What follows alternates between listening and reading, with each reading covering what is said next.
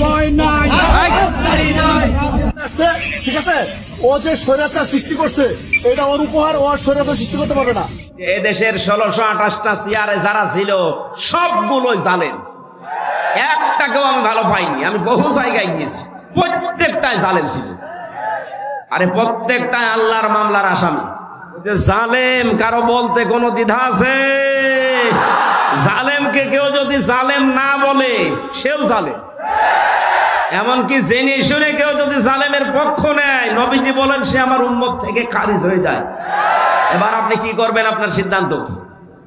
প্রকাশ্য যে লোকটা জুলুম করেছে, নিজের উপরে জুলুম করেছে, পরিবারের উপরে, সমাজের উপরে, জনগণের উপরে, জালেমদের কোনো ক্ষমা আমরা করলেও হবে না, কারণ আল্লাহ নিজে মামলা দেবে জালেমের বিরুদ্ধে।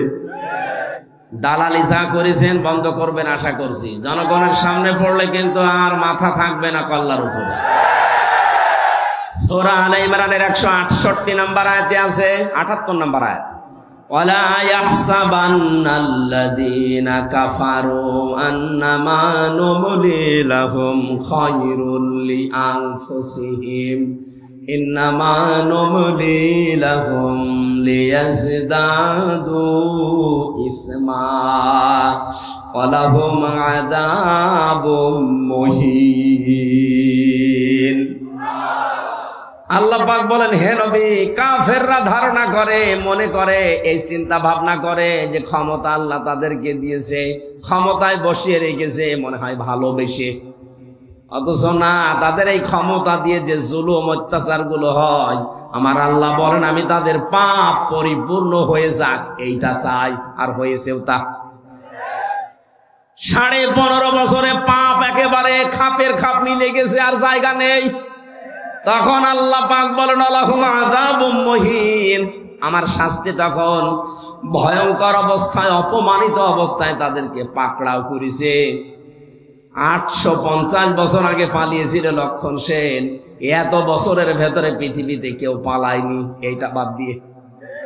কথা বলেন না কেন? এই জন্য বাস্তবতা এইটা।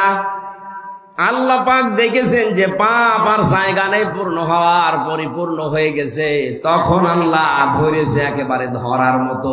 যারে ধরে তারে এত অপমান করে, পৃথিবীতে এত অপমান কেউ হয়নি। আপনারা বলেন ওরা যারা ফাঁসি দিয়েছে, হ্যাঁ ফাঁসি যারা দিয়েছে, যে মানুষগুলো ফাঁসি হয়েছে প্রত্যেকেই বীরের মতো জীবন দিয়ে গেছে। আমাকে যে কারারক্ষী পাহারা দিত তার ভেতরে একজন আমি মুসলমান পেয়েছিলাম, কুতুবউদ্দিন, রাজবাড়িতে বাড়ি। বের হওয়ার কিছুদিন আগে আমারে বলছে, হামজা ভাই, আমি ওই সময় পাহারায় ছিলাম শহীদ মীর কাশেম আলীর। ওনাকে যেদিন ফাঁসি দেওয়া হবে সকাল রাত 10:01 সন্ধ্যার সময় আমার ডিউটি শুরু হওয়ার পরে বললাম, স্যার আপনারা 3 ঘন্টা পরে ফাঁসি, আপনি প্রস্তুতি নেন। উনি আমারে বলছে, কারারক্ষী ভাই 3 ঘন্টা তো অনেক সময়, আপনি 2 ঘন্টা ঘুমালাম, আপনি আমারে ডাক দিয়ে দিয়েন 1 ঘন্টা আগে। আপনি আল্লাহর ওলি খুঁজে পান না? মাওলানা মামুনুল হক জেলখানায় আমার পাশের রুমে 3টা বছর মাঝে মাঝে এই কথা আমাকে জানাতো, হামজা ভাই এতদিন পর্যন্ত উল্টা পাল্টা ধারণা আমিও করেছি, এখন বাস্তবতা এসে দেখছি এদেশের সবচাইতে আল্লাহওয়ালা এবং ইমানদার মানুষ যাদের ফাঁসি দেওয়া হয়েছে জামাতের, তাদের যে ইমান কোন পর্যায়ে এটা মাপার ক্ষমতা আমারও নেই। আমিও মানুষ হিসাবে মাঝে মাঝে ধৈর্য হারা হয়ে যায়। কিন্তু কি শোনালো কারারক্ষী, 3 ঘন্টা পরে যার ফাঁসি সে লোকটা বলছে আমি 2 ঘন্টা ঘুমালাম, আপনি আমারে ডাক দিয়েন। তার ঘুম আসে কি করে? আমরা ঘুমের বড়ি খেয়ে আমার ঘুম আসতো না, তাও তো আমার কোনো চিন্তা নেই। আর তার নিজের ছেলে ব্যারিস্টার আরমান গুম হয়ে আছে 8 বছর। তার স্ত্রী ওই সময় অসুস্থ, তার দলীয় লোকগুলো সব পালিয়ে পালিয়ে বেড়াচ্ছে, কেউ জেলখানায় ভর্তি আছে। বাংলাদেশের ভেতরে একটা ম্যাগনেট ছিল, 1000 লক্ষ মানুষের কর্মসংস্থান তৈরি করে দিয়েছে। সেই লোকটা মাত্র 3 ঘন্টা পরে ফাঁসি বলছে আমি ঘুমালাম। দেখলাম ঠিক 2 ঘন্টা পরে ডাক দিলাম, উনি উঠলেন। গোসল করার পরে, ওযু করার পরে এসে নামাজ শেষ করে আমারে বলছে এবার চলেন। চলেন মানে আপনি যদি নিয়ে যেতে না পারেন তাহলে জল্লাদকে ডাক দেন, কারণ সময় আর বেশি নেই। মনে আছে শ্বশুর বাড়ি যাবে, তাড়াতাড়ি করছে। আমার ওই সময় আমাকে কারারক্ষী বলেছে, ভাই আমার তো মনে এখনো পর্যন্ত বিশ্বাস হয় না যেন ঘুমাইলো কি করে, ওনার এত চিন্তায় ঘুম আসলো কি করে। আমি বলেছিলাম, কত ভাই ঘুম কেন এসেছে আমি বুঝতে পেরেছি। সূরা হামিম সিজদার 30 নম্বর আয়াতে আল্লাহ ১৫০০ বছর আগে তার ঘুমের কাহিনী জানিয়েছেন। ইন্নাল্লাযীনা ক্বালু রাব্বুনাল্লাহু সুম্মা ইসতাকামু তাতানাজ্জালু আলাইহিমুল মালাইকা। আল্লাহ পাক বলেন, অবশ্যই যারা এই কথা বলতে পারে আমাদের রব আল্লাহ, আর এর উপরে যারা টিকে থাকতে পারে। এ বাংলাদেশের 100 জনের 96 জন যেহেতু আমরা মুসলমান, আমরা এক বাক্যে চামড়ার মুখ দিয়ে বলে ফেলতে পারি আমাদের রব আল্লাহ, কিন্তু টিকে থাকার মতো মানুষ মাত্র 100 জনের 15 জন ছিল। এক কথা বলছেন, 96 জন মানুষ আমরা বলি যে হ্যাঁ আমাদের রব আল্লাহ, কিন্তু ঝড় আসলে টিকে থাকার মতো মানুষ মাত্র 100 জনের 15 জন। বাকিগুলো সব ওই আমার তালই হয়, এই লাইনে আছি। ঝড় দেখলেই বাতি আগেই নিভে যায়। কোথায় সেই সৈয়দপুরে ঝড় উঠেছে, এই জল ঢাকায় বাতি নিভে গেছে।